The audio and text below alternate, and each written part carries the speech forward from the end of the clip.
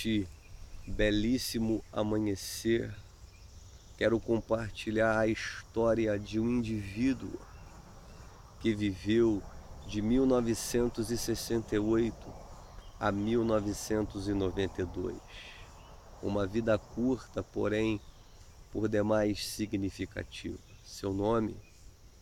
Christopher Johnson McCandless, um jovem norte-americano de família bem-sucedida, que após formar-se com notoriedade na Universidade de Atlanta, doou $24 mil de sua poupança a uma instituição de caridade, abandonou seu carro, a maioria dos seus pertences, queimou o dinheiro que lhe restava, adotou um pseudônimo, proporcionando a si um novo nascimento. Perambulou por inúmeros lugares em busca de experiências vívidas, cruas e transcendentes. Marcou a vida de vários indivíduos que teve a oportunidade de conhecê-lo. Seu anseio era explorar as regiões inóspitas do Alasca. E depois de 2 anos de uma experiência por demais interessante, ele foi encontrado morto dentro de um ônibus abandonado em meio à natureza selvagem na floresta do Alasca.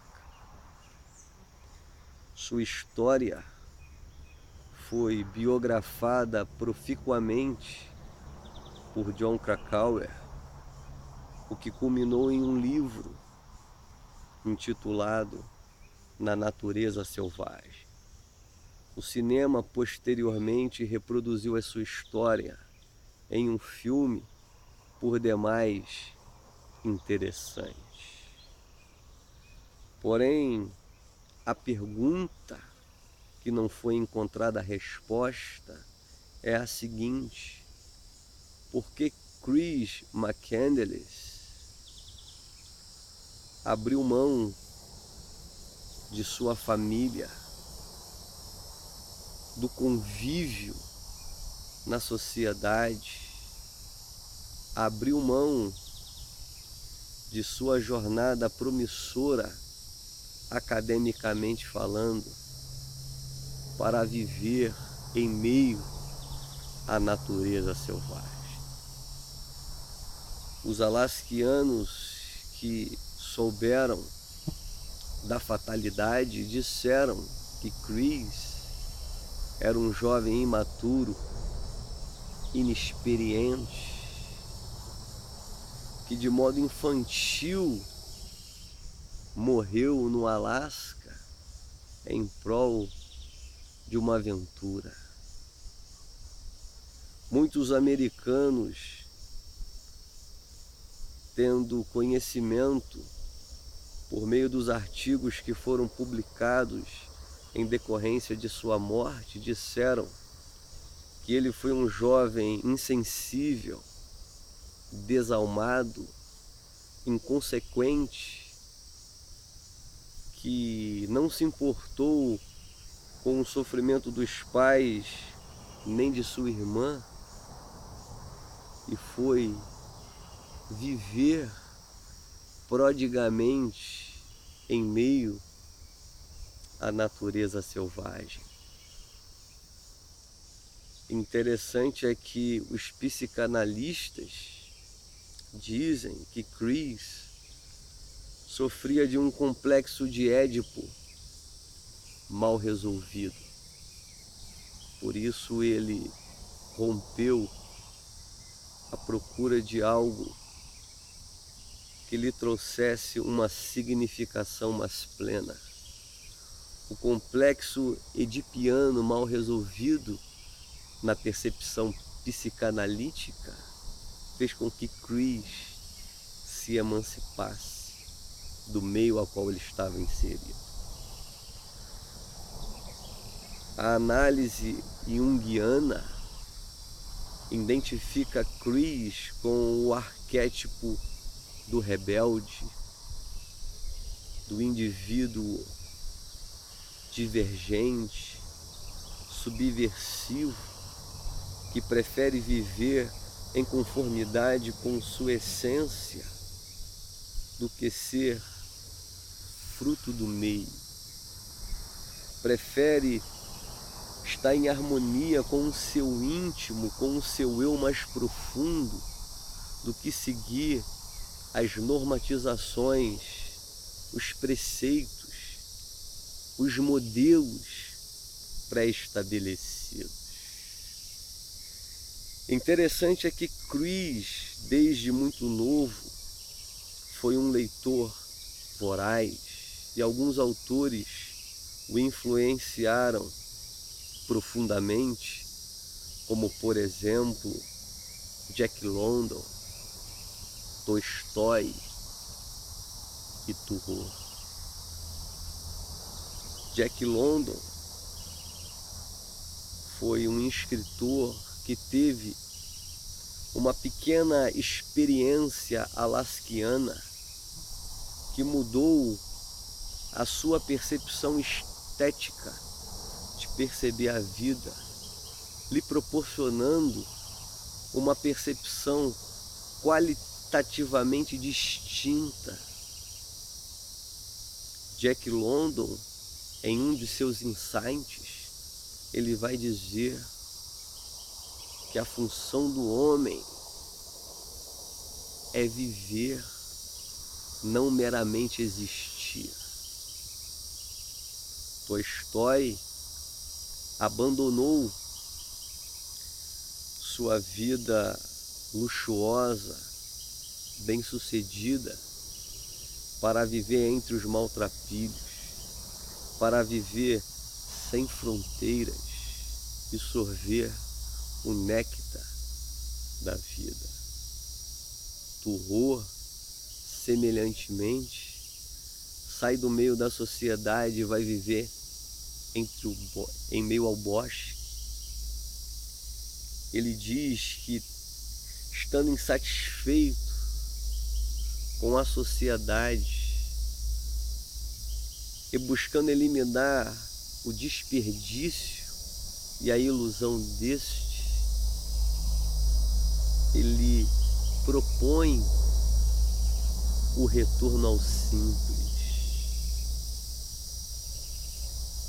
procurando eliminar toda essa patologia capitalista, toda essa normose, todo esse frenesi, todo esse adestramento social voltado para atividades autônomas. Thoreau propõe o retorno ao simples, o retorno ao natural, o retorno à essência mais profunda. É interessante que esses indivíduos marcaram Chris de modo extraordinário. Semelhantemente a eles, Chris registra em seu diário: 2 anos ele caminha pela terra, sem telefone, sem piscina, sem animal de estimação, sem cigarros. Liberdade definitiva. Um extremista, um viajante estético, cujo lar é a estrada. E agora, depois de 2 anos errantes, chega a última e maior aventura, a batalha final para matar o ser falso interior e concluir vitoriosamente a revolução espiritual. Para não mais ser envenenado pela civilização, ele foge e caminha sozinho sobre a terra para perder-se na natureza. Chris abandonou todo o conforto, toda a comodidade, tudo aquilo que suas condições lhe proporcionava para degustar o néctar, o tutano, a essência da vida. É interessante que Chris pouco escreveu, mas sua vida tornou-se uma mensagem subversiva contra os modus operandi da sociedade. Sua vida foi uma denúncia contra o materialismo, contra o consumismo, contra todos esses condicionamentos.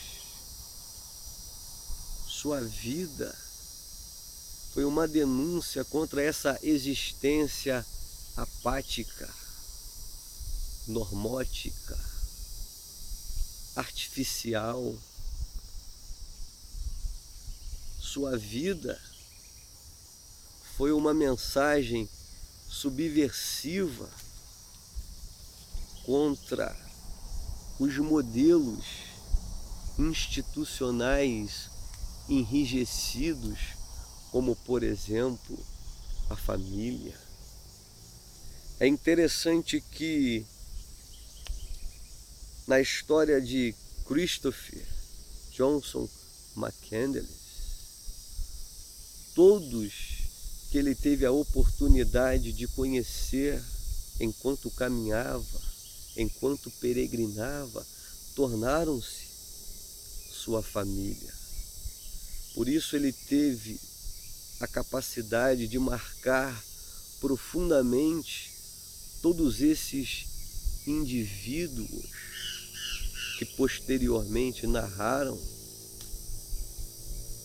seu convívio com este atípico andarilho. Christopher, à semelhança de todos os que se despertaram, considerava todos sua família. É interessante que, certa feita, os discípulos disseram a Jesus: Mestre, tua mãe e os teus irmãos te chamam. Jesus olha para todos aqueles que estão à sua volta e diz: eis aí minha mãe, meus irmãos, são todos os que fazem a vontade de meu Pai. Minha família são todos os que são partícipes dessa experiência. São todos onde a alma do universo vibra. São todos que possuem o alento existencial. Minha família não está restrita aos consanguíneos, mas a todas as manifestações de vida. E Chris exemplificou tal experiência. A vida de Chris também foi uma mensagem de que, para se viver muito, não é necessário durar muito, basta viver cada experiência com intensidade. Basta singularizar cada oportunidade. Basta fazer o coração vibrar apesar de todas as consequências. Basta viver bem-aventuradamente sem se preocupar com as desventuras diárias. É interessante é que Chris era um devoto da liberdade. Ele almejava respirar novos ares. E à medida que ele ia se afastando da sociedade, ele ia se aproximando de si mesmo. O Alasca que ele almejava não era meramente geográfico, mas um estado de espírito.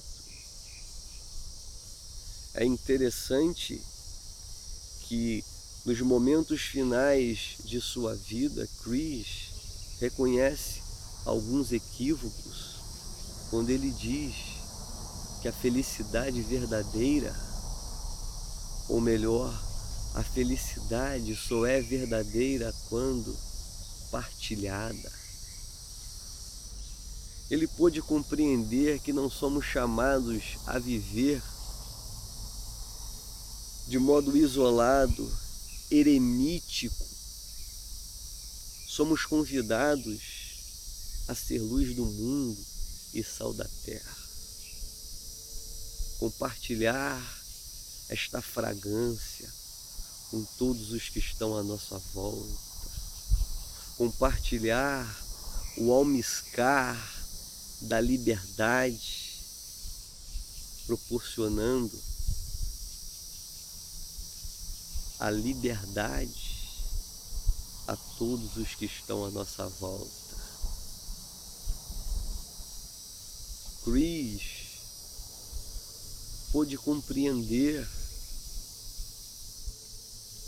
este The Secret, este segredo, que embora almejemos a liberdade, ela não se dar-se-á em meio à solidão. Ela acontece na solitude, mas essa solitude não necessariamente requer a emancipação do meio. Para todos os que, à semelhança de Chris McCandless, almejam uma experiência significativa, ou melhor, a verdadeira liberdade, deixo-vos a máxima, o axioma expresso por Tolstói. Ele diz: não se encontra a liberdade buscando a liberdade, e sim a verdade. A liberdade não é um fim, mas uma consequência. É por meio da verdade que seremos verdadeiramente livres. Interessante é que Chris deixa algumas dicas de obras que o impactaram proficuamente, como, por exemplo, Guerra e Paz, do filósofo russo Leon Tolstói, O Chamado da Floresta, de Jack London, Walden, ou Vida nos Bosques, de Thoreau, e também o livro do mesmo autor, Desobediência Civil. A vida de Christopher Johnson McCandless pode ser encontrada neste extraordinário livro de Jon Krakauer e também no filme Na Natureza Selvagem. Espero que esta breve reflexão sobre este jovem aventureiro possa trazer insights relevantes, oportunos, que lhe propicie a significação de cada experiência. Que a vida de cruz seja um marco referencial no caminho dos que anseiam viver intensamente. Que o Eterno ilumine o nosso entendimento e nos faça discernir esta realidade. Até o nosso próximo encontro.